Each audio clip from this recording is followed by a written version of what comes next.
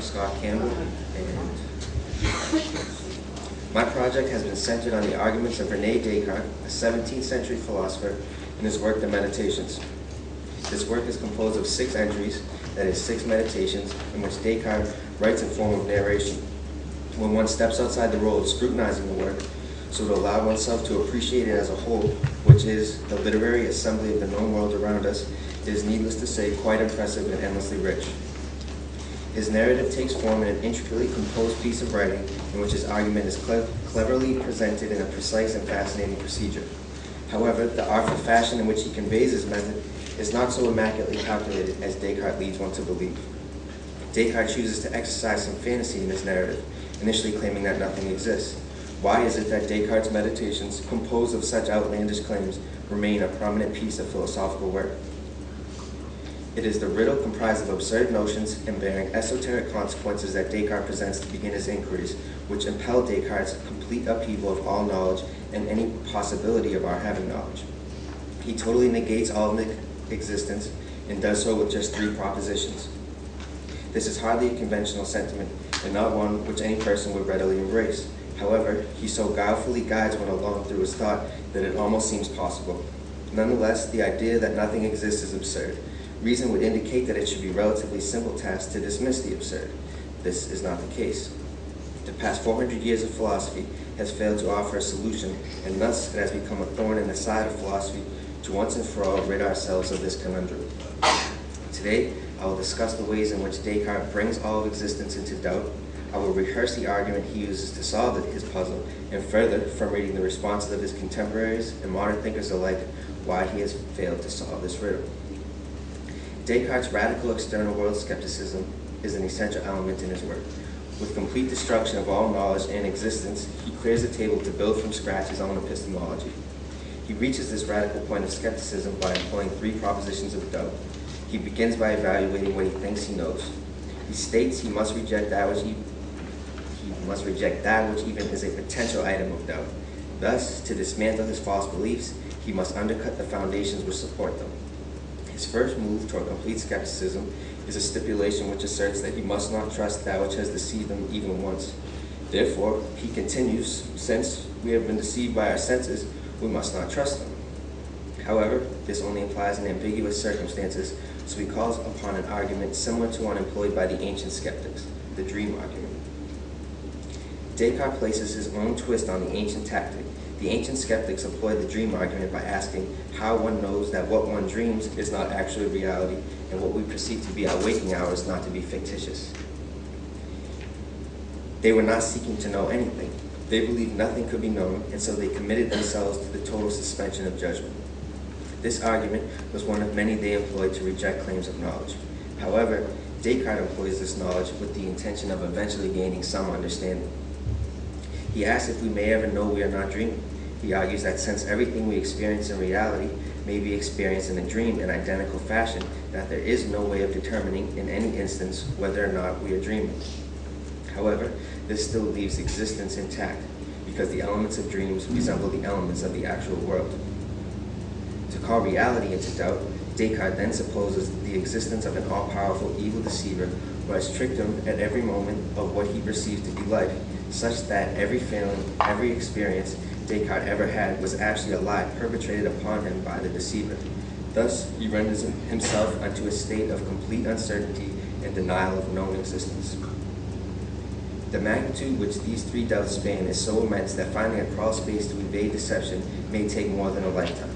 So it will not be the dissolution of doubts we will consider, but the dissolution of the argument presented to solve this proposed nullified state of existence. Descartes resurrects existence in a progression narrated through the meditation. He exits the void of non-existence as he first stipulates his own existence with the revelation, I think, therefore I am. With this, he evades the doubt of the senses, the dream regress, and the evil deceiver. He must exist, for thought requires a thinker, deception requires a deceived, and dreams require a dreamer. Thus, he exists as the necessary subject of these operations. He then posits that his nature, his essence, is an immaterial substance, a thinking thing. He comes to show that he understands this revelation through the light of nature, an incorrigible fact that he comes to deem as clear and distinct perception. This light of nature, or clear and distinct perception, is his second revelation of truth. That is, he establishes this faculty as his mechanism for recognizing truth. Upon the certainty of his own existence and this faculty or instrument of recognizing truth, he moves to investigate what an idea is. He wonders further, what is the cause of an idea? To uncover this, he must formulate a theory of causality. He posits that something may never arise from nothing. Whatever is in effect must be eminently present in the cause. Therefore, if something may never come from nothing, he understands there must therefore be an archetype idea.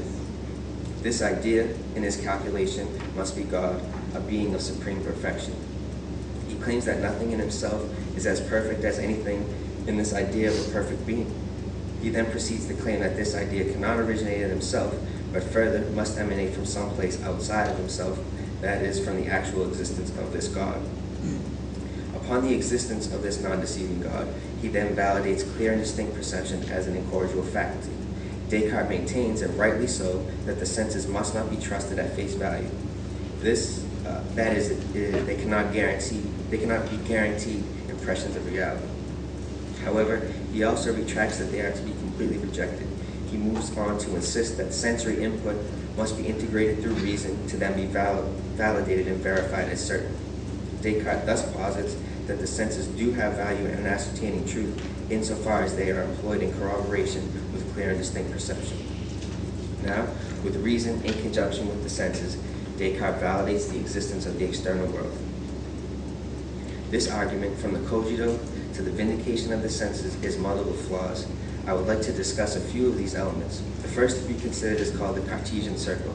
As the name implies, it is the charge against Descartes for arguing in a circle. This is an invalid form of argument in which one employs the premise or premises to prove a conclusion, but then uses that conclusion to justify the premise or premises. Circular reasoning attempts to prove two propositions in an alternating correspondence with one another.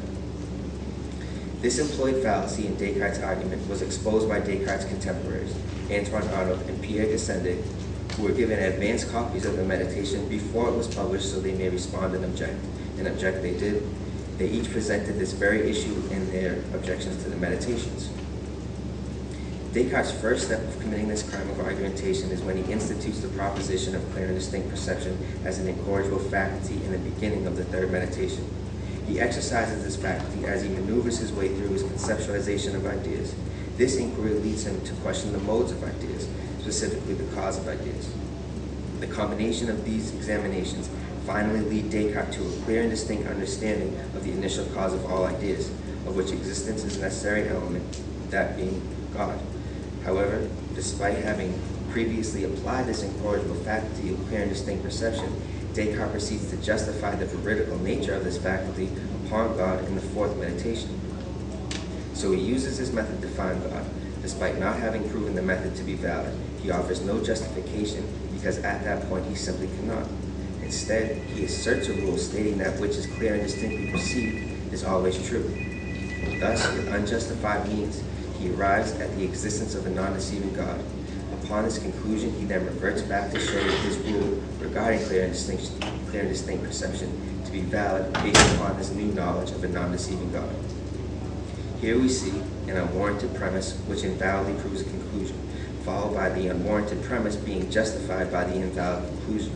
This is textbook begging the question in circular argumentation. Thus, his triumph over the evil deceiver and escape from the dream regress have miserably failed. He may know he exists, but that is all, if he even knows so much. Secondly, we should consider a quite interesting perspective offered from a position of staunch logic. The point of view was offered by another individual who received an advanced copy of the text, the Jesuit Pierre Bourdin. He wrote to Friar Marin Rossetti, a friend of Descartes and the man responsible for issuing these early copies of the Meditations, and said, "I have tried to treat him as courteously as possible, but I've never seen a paper so full of faults." A few of the points he made, which I found quite interesting, were a response to Descartes' escape from the skeptical abyss to the establishment of his own existence. He argues against Descartes' claim that despite his inability to differentiate between reality and dreaming, he is nonetheless thinking, and therefore exists as the subject of his thought. Bourdin outright denies this assertion. He rejects that Descartes may have any clear and distinct perception of anything if he is dreaming. Since the act of thought which Descartes supposes may be occurring in a dream, it is then also only a dream that this act is so clear and evident. Thus, no matter how Descartes attempts to pose his clear and distinct thought in regard to the dream regress, his supposed awareness is nothing but a dream, therefore containing no reality and offers no way out of his skeptical labyrinth. Bourdain's next point centers around Descartes' stipulation of complete skepticism. Since Descartes has established that nothing exists and has embraced this position, for Bourdain that is the end of Descartes' road. He imparts upon Descartes that this position is intrinsically an eternal catacomb. If, in the first premise, nothing exists, it cannot be that anything may follow to be established as existing. He recommends that Descartes adjust this premise to allow himself some possibility of establishing potential certainty of any knowledge. Descartes himself also claims that something may never come from nothing. He contradicts his own notions of causality in asserting the cogito. If we apply Descartes' metaphysics, we then lose the cogito. The flaws of Descartes' argument seem so glaring and blatant, it leaves one with a peculiar wonder of how Descartes missed these errors. If somehow Descartes did, in fact, overlook the circularity of his argument, even if he truly believed the cogito to be valid, which many scholars do believe, what about his argument for the existence of God? Aside from the exhaustive lengths he takes in writing it out, it is shocking how feeble this proof turns out to be. In attempting to prove God's existence, Descartes has utterly failed. I see no substantial difference between his assessment of the cause of ideas, parlayed into a proof of God's existence, and that of St. Anselm's ontological argument, proof of God's existence. Anselm's argument goes roughly as follows. That which exists in reality is greater than that which exists only in the understanding. God is greater than anything which may be conceived. God exists in the understanding. If God did not exist, there would exist something greater than which nothing greater may be conceived. However, nothing is greater than which nothing greater may be conceived. Therefore, God exists. However, this proves nothing. There is no actual necessity. He simply posits ideas in an entanglement of the concepts he concludes God to exist. But all he may really say is, if God were to exist, nothing greater could then be conceived. Much is the same for Descartes. If it were the case that our ideas indeed needed a corresponding actual reality from which their objective reality emanates, then God would exist. Further, and related in an even closer manner to Anselm's argument, is Descartes' stipulation regarding the perfection of God. He claims that since God is most perfect, and that which exists has more perfection than that which is merely conceived, God therefore necessarily exists. If it were the case that Anselm's argument had weathered the testaments of time and had truly proven the existence of God, Descartes would not have needed to prove that God existed. However, since Anselm's argument proved nothing, then why would Descartes adopt such a similar method for his own proof? In conclusion, Descartes writes with such an air of confidence and striking intelligence that one feels either intimidated or outright determined to question his methods and stipulations. I appreciate this writing insofar as it displays a clever craft of a theoretical epistemology, but in no way can I respect the actual content of his fantasy. It is undeniable that Descartes was a man of remarkable intellect. It does not seem possible to me that he was unaware of these defects. However, I do understand the mere occurrence of these mistakes does not prove anything. It could be that he deeply believed in the ideas he set forth, misconstrued or not. However, the barefaced manner in which they appear is certainly dubious, and I find it outright suspicious. I hope to continue on with this project in a senior thesis in which I would like to investigate such theories regarding a potential hidden agenda behind the meditations, and to further research the debates and argumentation this influential and problematic work has sparked in modern philosophy.